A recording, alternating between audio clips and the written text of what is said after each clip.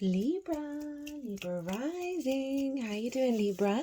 This is your reading for the Capricorn new moon that's happening on the 30th or 31st of December, depending on what part of the planet you're currently residing in. Itoela di shalama, otofiela di anima, otoela.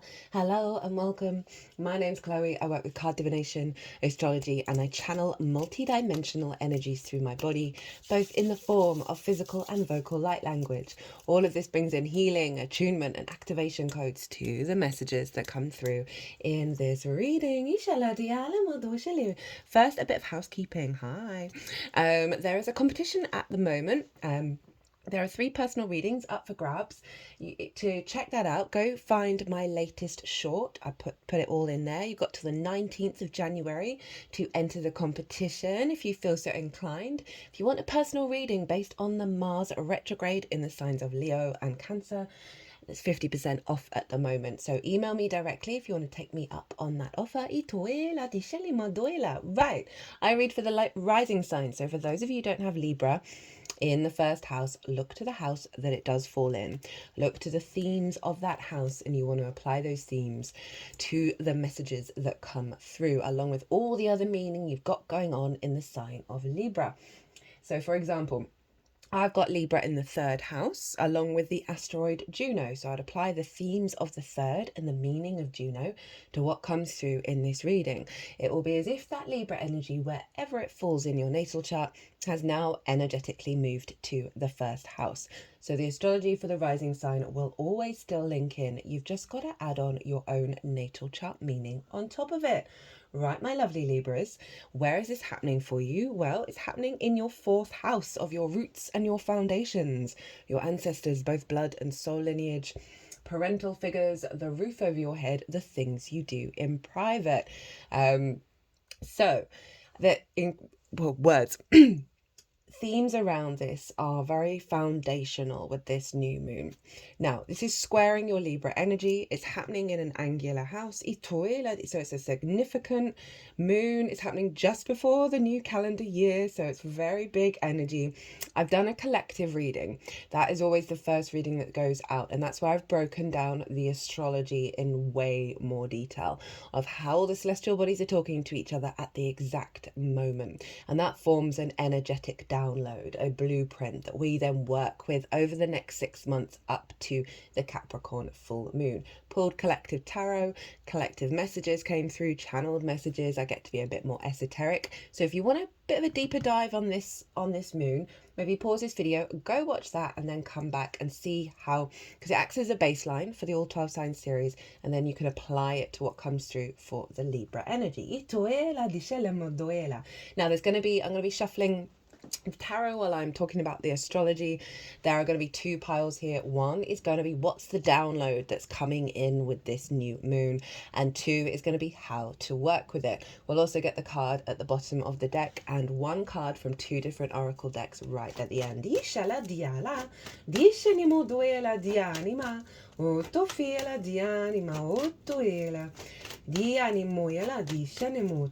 So my lovely Libras, what kind of intentions can be set with a 4th house moon? Well, as I said, it's your foundations. Now, they are figurative as well as literal, right? Your literal foundations of the house that you're in, as well as your foundational inner world. Now, we can have a lot of trauma in the 4th, right? The ancestors hang out there, as do the energy around the parental figures. Okay, that's 3. Got no idea what they are. That's what's coming up. Right, so a lot of things that sort of have imprinted in our foundational energy, right, that we know may no longer serve you anymore. This is the last moon in Capricorn that we're going to have the energetic frequency of the manifestation of the North Node, because Aries and Libra, you've obviously got the South Node in your sign. It's going to be moving on the 12th of January. Woohoo! You've gone through a phenomenal transit, as difficult as it may have been. Trust and believe. The refinement of self is next level, and that only happens every 18 to 19 years. Now, the Aries North Node over in your 7th house was being manifest up in Capricorn, right? And the same goes with Cancer in terms of the South Node. So this is the last lunation before the nodes shift, and it happens to be the last lunation linked into those nodes. And so this is a big fresh energy showing up. This is a big like push forwards of everything that we've learned with that Aries energy of going into new territory and sovereignty. So this is in your 4th house of like really liberating yourself. I've been feeling the call to say the word liberation for most of the signs. We've got some cool stuff going on with Uranus and Venus. They're squaring each other. I talk about that in the collective reading. You are ruled by Venus, so this might affect you a bit more. That there's a real sense of liberation from old patterns that's allowing us that autonomy of Aries to then build for the long term in Capricorn. So intentions is sort of to elevate your root system. Find, you can set the intention of over the next 6 months, I want to give more nutrients to my root system. We need a strong root system for our tree to grow at its fullest. And so really establishing a healthier connection with your roots, with your foundation, that's linked into your energy and not the distortions of the ancestors or the parental figures. Now, I'm not just going to focus on that sort of heaviness. There is a lot of wisdom from the ancestors. There's a lot of wisdom that we've learned from our parental figures. And so we can activate a cycle of really incorporating that and elevating that from our own frequency. I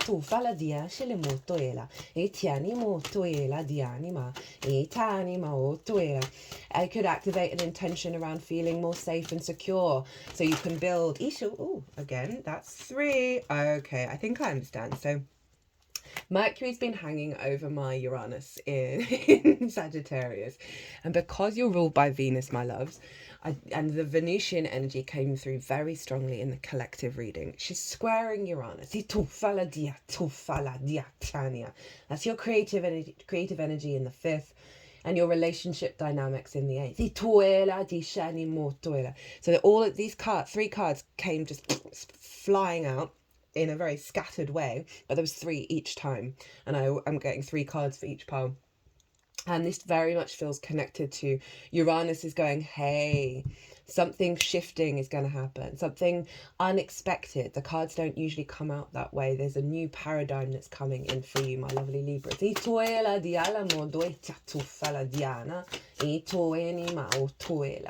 So yeah, big, and you got a bonus card from one of the oracles. Big energy around, the upgrade of how you perceive safety and security, how you perceive what you do in your private life, how what does home mean to you, what do foundations mean to you, and how to elevate that.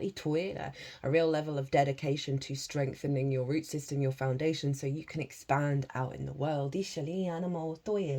Now Pallas Athena, an asteroid, is conjunct this sun and moon, and this is brilliant for everybody, right?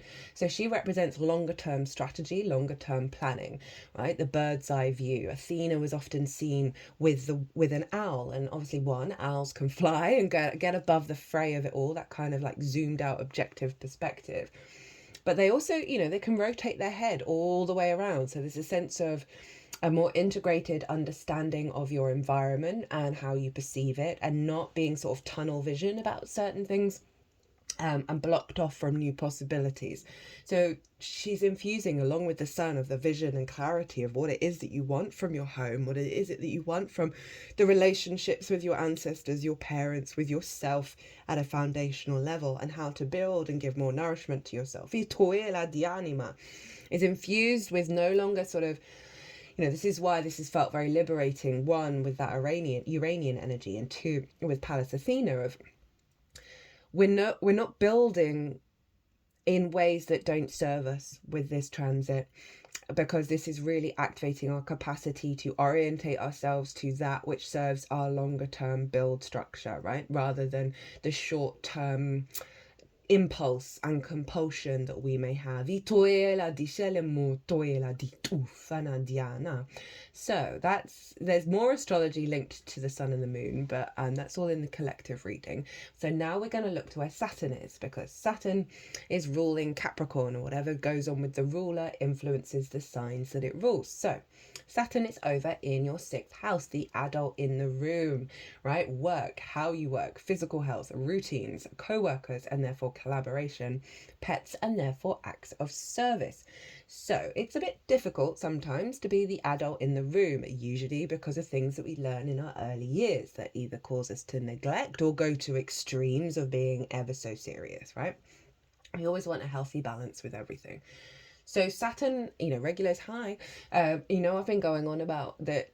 If you're not getting co-creation and collaboration and relationships that serve your physical health and your work, right, in a healthy way, then they're gonna fall away. You're going to move on from them because Saturn is really getting you to step up to the plate and dedicate yourself to a higher level of commitment, to embodying your work, to looking after your physical vessel, to getting routines in, to having relationships that work together. Now, if we don't understand our sixth house, we really struggle to have healthy relationships of how it is that we understand things, how we work, and therefore how we can communicate that to other people and understand, okay, other people work differently, and how the more you understand yourself, the more you're able to sort of be open to, collaboration in different ways. Also very much stressing your boundaries of, no, this is what I want and this is what serves. And if I'm not getting it, I have to move away from that.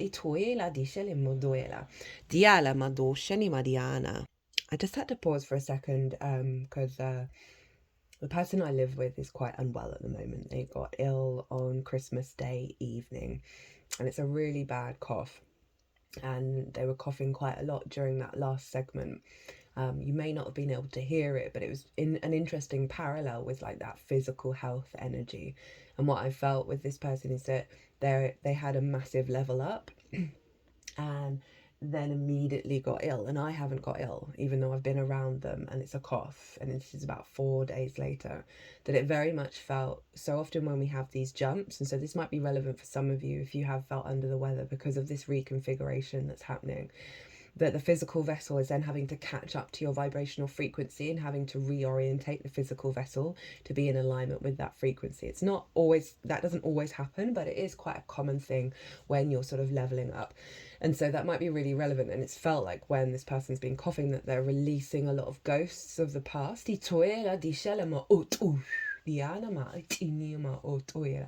that just might be relevant for some of you, but it's also sort of bringing in that health energy, right? And I feel really lucky that they weren't alone and that I was able to look after them, right? That sense of duty and companionship and responsibility and love and care and facilitating the health of both. And finding that kind of dynamic, right, where it works together, where you're in a healthier relationship with your foundational space. This could be people that you're living with as well.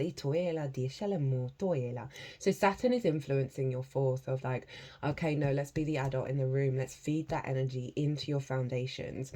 So you're able to orientate yourself in the world that's coming from a longer term, more mature energy. Now, at the exact moment of this moon, Jupiter and Mercury are both square Saturn in Pisces. Now, Jupiter is over in the sign of Gemini. You're having a 9th house Jupiter transit, Libra. I am here for a 9th house Jupiter transit. I still really recommend the Jupiter and Gemini transit series. It's still very live and very present. Jupiter's up in your 9th house of your perspectives, how you map yourself out in the world, your morals, your ethics, your philosophies, your connection to book, religion, source, nature, science, whatever matrices that you're aware of that are bigger than you that you're trying to figure out. And what do they mean to you? And how would you design a matrix? 9th house can get a bit of a bashing, particularly given everything that's going on in the world, that we then externalize our perspectives to what's going on rather than aligning to the truth of our individual experience. So Jupiter is square Saturn from your 9th house, where you're deepening your inner wisdom, your inner perspective, your inner truth. Mercury is over in the house of the goddess, opposite the 9th. This is where we bring our big picture philosophies into our day-to-day, how we find meaning in the day-to-day, how we apply those perspectives into the little things. The 3rd house is very important, in my opinion. The more that we find that resonance, that meaning, that joy, that all those beautiful things in the little tiny things, the more it then flows into the bigger things that can feel very overwhelming. It's your local community, the things you do on a day-to-day basis, your environmental frequency, learning things for the first time, It's linked into schools and siblings, as well as the lens in which you communicate through. Now, they are in each other's realms. They are in each other's signs. This is called mutual reception. Now, we've had this for a while, where they are they are in their essence, inherently, I don't know why I'm using these words, governing the whole chart, except when the moon is in Cancer.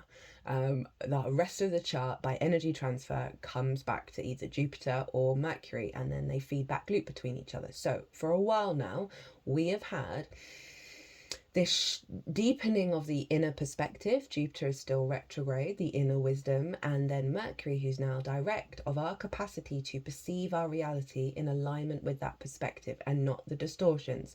How we collect information, how we connect the dots, how we communicate is coming more from where we're headed and where we're at now, rather than where we have been. So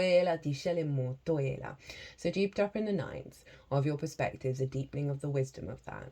Mercury in your ability to communicate your own truth, to find meaning, get the downloads, get the inspiration in the day-to-day, really heightened levels of clarity of communication in alignment with these perspectives are all squared with Saturn, and so they are building for the long term. That because when you come into an alignment with your perspectives and the truth of your voice, it really does free up a lot of space so you can step up and be the adult in the room, so you can put the work in.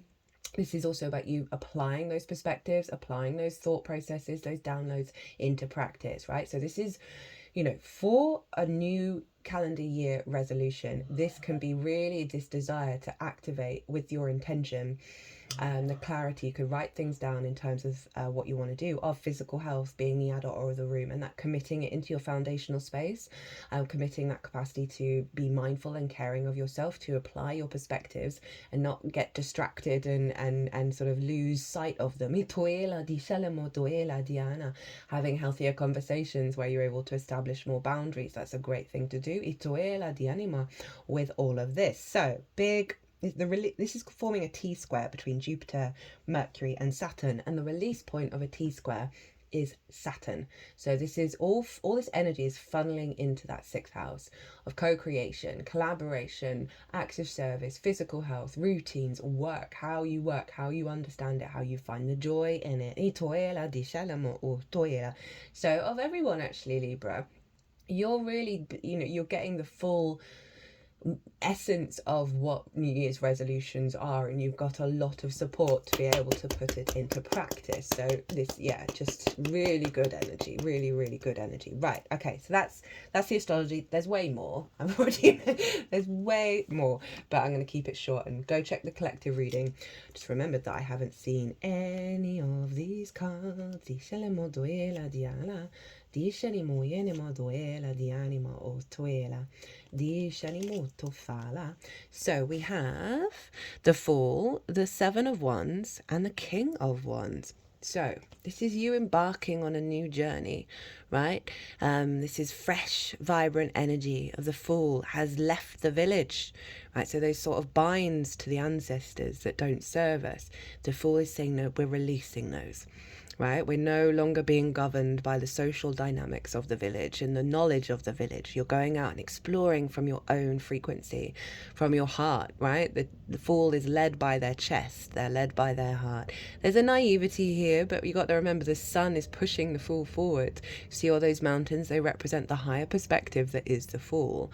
And this is about taking a leap into the curiosity of existing. The curiosity of existing from a place of freedom and a place of love. So there's a real sense of, as I say, that this is the Uranus card, of liberation from the binds, from the entanglement of the parental figures, of the ancestors, and taking all of the wisdom in your little knapsack and going out into the world and being like, who am I? So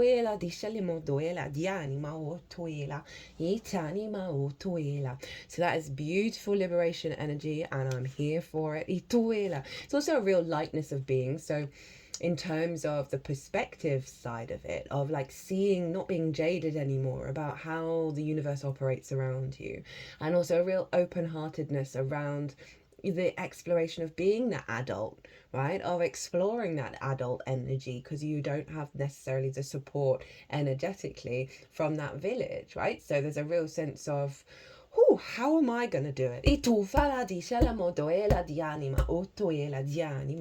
We then have the Seven of Wands. Now this figure is standing on top of a cliff, right? They have the higher ground, they have something of value, right? And they're in a good position to really do the work that they need to do. It's very instinctive.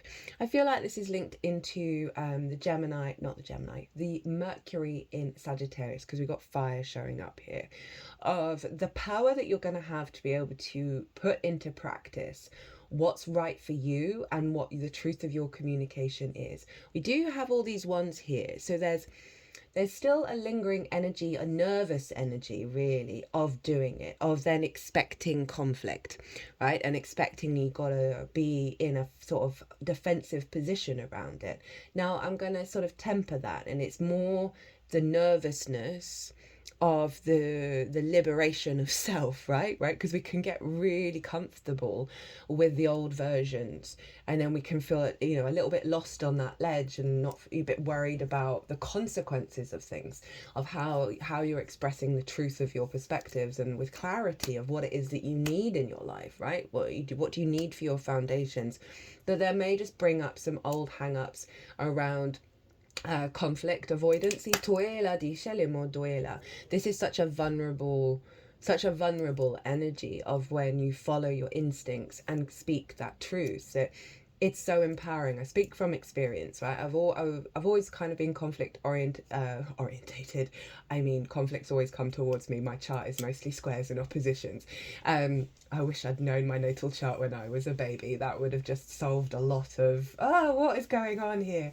But I would always try, and an element of people pleasing, and that is what the Libra energy is trying to break away from with that South Node transit. I've got it in my third house, so I've noticed with that South Node journey of finding and stepping into opportunities of being very straightforward, being open, and like speaking my truth, even if I have a feeling that it might kick up the dust a little bit, or it might get people's heckles up that I've noticed patterns in the past and then it's doing now.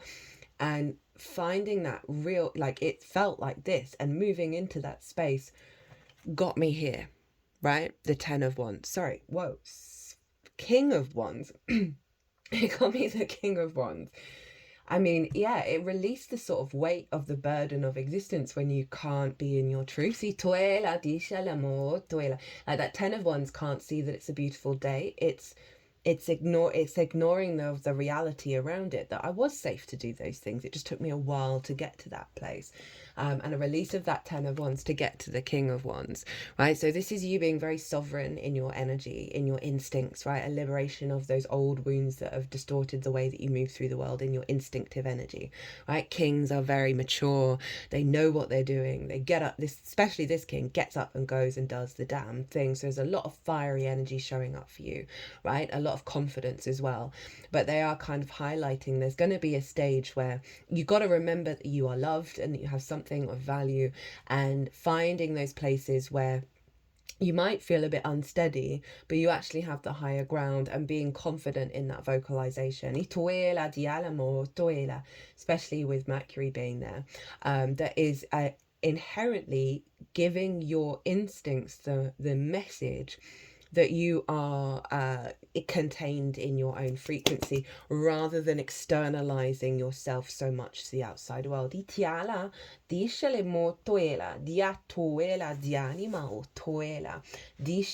in terms of like the fourth house, as I said, like your instincts are getting really aligned with your foundations of how to build, right? So you can really trust your instincts at the end of this cycle in what works for you. How to work with this energy. We've got the Lovers in reverse. Hello, Gemini. We've got the Strength card. Hello, Leo. And the Queen of Wands. You got the King and the Queen of Wands. Big fire showing up. Now, obviously, this moon is square the North and square both of the nodes, right? And the North node in Aries. And I'm bringing it up because there's quite a lot of fire here. That, the wounds of the other... right, and how much it can form how we conform the expectations of how our foundations are in reality, right? We can get really shaken up by the other in various forms. And this sense of it can then distort that root system, that it can't grow any bigger, right? It can be very limiting as some of our interactions with the other, that then influence our perspectives. Hello, Gemini. Of how we see ourselves in the world, right? Do we have are we loved? Are we valued? And if we haven't had that in a meaningful way in our lives, then we can really just sort of shrink as a tree. I see a tree in the natal chart. I don't think I mentioned that, right? The 4th is the root system. The 10th of your life purpose is the leaves that are striving to expand. And then the 1st house, your Libra energy, and Aries, the 7th, they're the branches. They need to be in balance for us to grow fully. So there's something here around those one-on-one relationships. They don't have to be romantic. That's distorted the perspectives, right? Because we've got the Lovers in reverse, and it's been quite consistent with all the readings of the universe going, hey, there's something you need to look at, right? It's not to fall into the pit of it. It's not to expect it to show up again, but they want you to get to the root of something. Capricorn's is collective. It's very archetypal in its energy, those root frequencies, not all the little details of all the things that may have not worked out or given you grief. It's like try and follow it to the stem, to the root, right, of that that will help you then do some healing work to release it.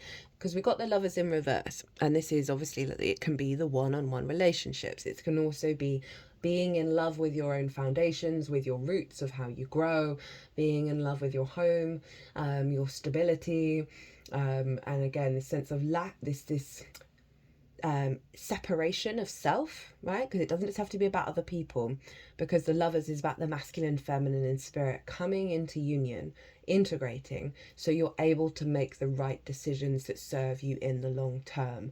So it can be that as well. What's in your root system that's blocked you from being able to do that? What dynamics may have kept you small? And this is Gemini, that's your perspectives, where Jupiter is. So Jupiter, as I said, it's retrograde at the moment. It goes direct on the 4th of February. That it's really facilitating a deeper wisdom within ourselves, right? And a recalibration of, what do I believe? Where is my faith? Where is my abundance? And so at the moment we are questioning a lot of things, and so it's the perfect time to really amplify that. This could be like a breakup of parental figures that's been a fundamental wound. They're just doing some work on the back of my body, which is always about the past or the ancestors, and they're doing it with the root and the sacral. Because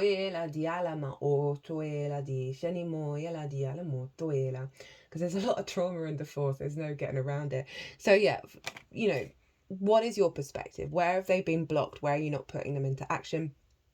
Where has the lack of integration, maybe from a deep wound, or in terms of a romantic relationship, it's just calling you to reflect on what's going on. And also, again, how do you not put your perspectives into practice, right?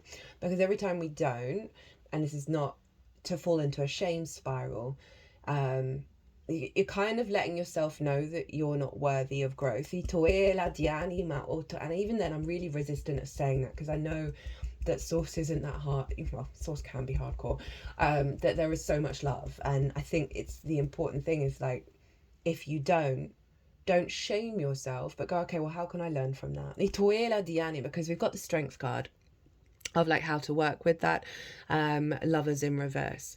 And this is about love and kindness. This is about really being very vulnerable with yourself.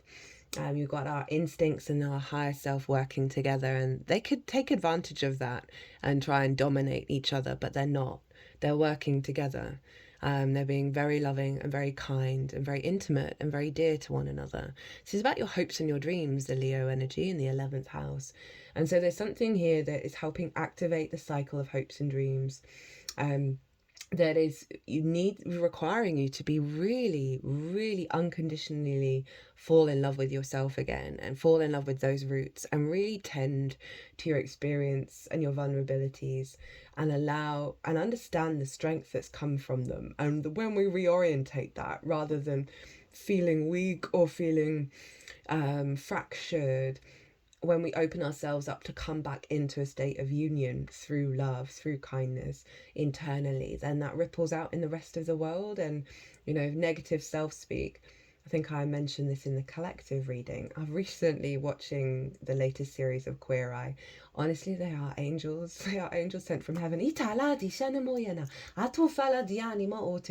know it's very commercial. I know there's a focus on everything looking nice and makeup and all of that. But there's, the root essence of that, of confidence, of feeling good about how you are. And, there is this, Leo energy. There is this element of really loving the way that you look, and the way that you are, and the way that you behave. It's not about not being real with yourself and then going, okay, I made a mistake. We all make mistakes. How can I learn from it? But let me get to the point. So on one of the episodes, JVN was saying how when he was younger, this woman told him, because he was saying negative self-speak out loud, this woman who he was friends with just yelled out at him, crop failure. And he was like, what's that about? And she was like, well, what the seed you've just planted is going to fail. That crop's going to fail. It's a total waste of your time. And we all know about planting new seeds, but that just hit me in such a way of like, oh, okay, no. And it's helped me diminish my negative self-talk, because you are just feeding a crop that's going to fail, right? And so do you want to put your time into it? So there's something really about being very generous and kind with yourself, and real at the same time. This sort of healing process of, they're coming together, whereas these are separate. So there is a huge process around alignment back to yourself, right? Rather than the externalization of who you are in connecting with other people. Mars is also in Leo at the moment, retrograde. Now Mars is doing us a solid in terms of the paternal and the maternal wounds, because the sun is linked often into the father figure, and the mother figure is the moon. So the wounds of the father, right, are being activated right now. That's just one theme of that Mars retrograde. Anything that diminished your motivation, your drive, and your action that comes from your frequency, right? So this is doubly backed up by that strengths card of you're going through a recalibration around that motivation and drive, and you just got to trust the process and be so loving and so kind to yourself. We then have the Queen of Wands. So through that energy, this allows you to step into your frequency. This allows you to establish your instincts, very independent, very courageous, very passionate, very driven, very independent Queen of Wands. But she knows where to get the sunlight, and she also knows luck's on her side. So she's incredibly confident, incredibly independent, and she's able to nurture and tend to these instincts, tend to that fire energy. So you got the King and the Queen. King is the activation. The Queen is how to get there and how to facilitate it. Knowing that you're going through a big change. I mean, getting the Fool in the fourth is big shifting energy that is cracking you open, so you are able to cultivate your root system rather than drain it. Now at the bottom of the deck, what have we got? We have the Knight of Pentacles. This is really grounded, fertile new land that you're going to be planting seeds in your foundational space. There is strength and wisdom in the oak leaves. This horse is the biggest horse. It may take its time, but it'll always get you where you need to get to. This is bringing in a level of embodied devotion and dedication. 1, to put your perspectives into practice. 2, to tend to your physical health and strengthen your foundations, because there's a whole fresh energy for you to plant things in there and not be governed by those old energies. Okay, so you got a bonus card.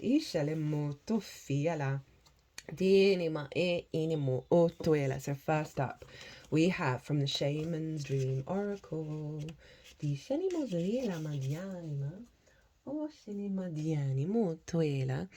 we have Wailing Tree, reconciliations, grief and mourning, a time of necessary losses, reconciliations.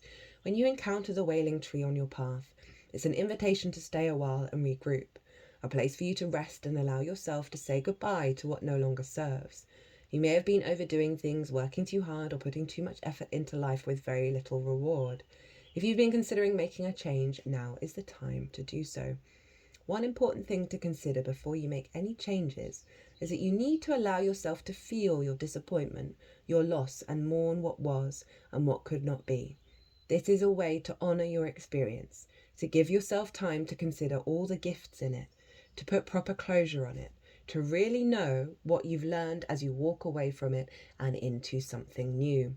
Even in the perception of failure, there is much good to be discovered. However, skipping the stages of loss doesn't get you to reconciliation any faster. In fact, you will discover that you'll have to come back at some point. So do it all now, look at it all squarely and honestly, and stay with your feelings. Life is not either or, it's both and, this and that. So as you dive in and process this, allow it to become a temporary travel companion on your journey. The feeling that this will bring to the surface will be challenging for sure, yet like all things, they will pass soon enough, and you'll be more enriched by the experience. I mean, that is just beautiful in summing up the process that needs to come out in order to evolve. And interestingly, we've got this tree here and it's very fiery. We've got a lot of fire here, and I really feel that this is linked into the truth of how you communicate and how you understand and perceive your reality. And it needs to honour all that has come before you're able to step through it. Remember, you got that Fool energy is the root of the download, of that sense of not being jaded, not having the baggage attached to you anymore. And I'm really enjoying this energy. It feels very stable in the growth that you're going to have, that your instincts are getting aligned beyond that grief, beyond the old patterns. I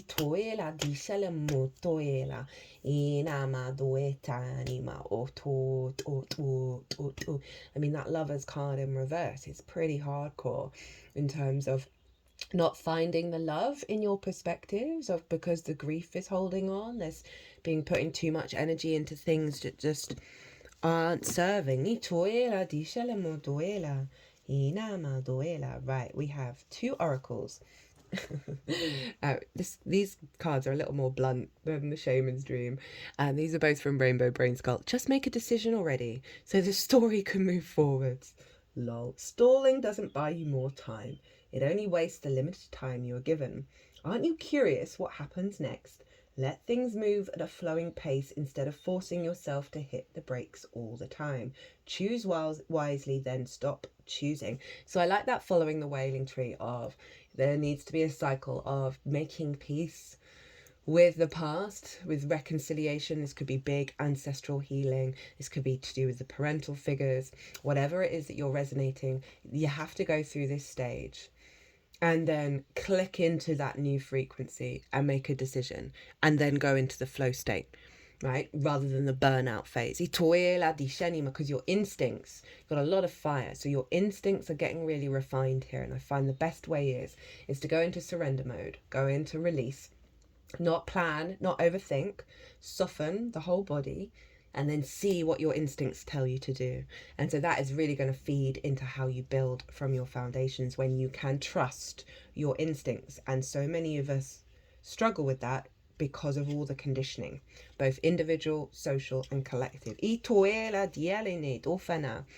If no you out there, get out there. You may think there's no room for you out there, but there is, in fact, one spot left, and you are holding the only ticket. Accept who you are and stop comparing yourself to others. Being the best you is something that you can always work on. So after like this release of the baggage, we've then got the Fool energy again of just get out there and do the thing and allow yourself to grow. Well, my lovely Libras, I hope you enjoyed this reading. I hope it resonated. If it did, hit that like button, leave me a comment. What are you doing for your New Year's? New calendar year? What new resolutions are you going to set? I'd love to hear from you. It brings me so much joy. If you want a personal reading, my website is everywhere. If you want to pay by PayPal, email me directly. Emailing me directly is the same for the Mars retrograde personal readings. And don't forget, there's a competition if you feel so inclined to get potentially a free reading. Diana. Libra. Oh my god, the nodes are changing signs before I do the next lunation. It's the day before the Cancer full moon, which is wild. Big shift happening here, and this is about you putting it into practice. Right, of the wisdom that you've learned, and potentially the grief and the loss and the isolation and the purging you've done over the last 18 months with that South Node transit. So it's really like getting right and healing with all the versions of self, all the experiences, and knowing that with that node shifting into Virgo and Pisces, it's closing out an 18 to 19 year cycle that you got to acclimatize to, and then realize that you're going to have so much energy launching forwards in your embodiment of self because of all the growth that's happened in your foundational space. Libra. Be good to yourselves, be good to those around you, safe travels, and be well until we meet again.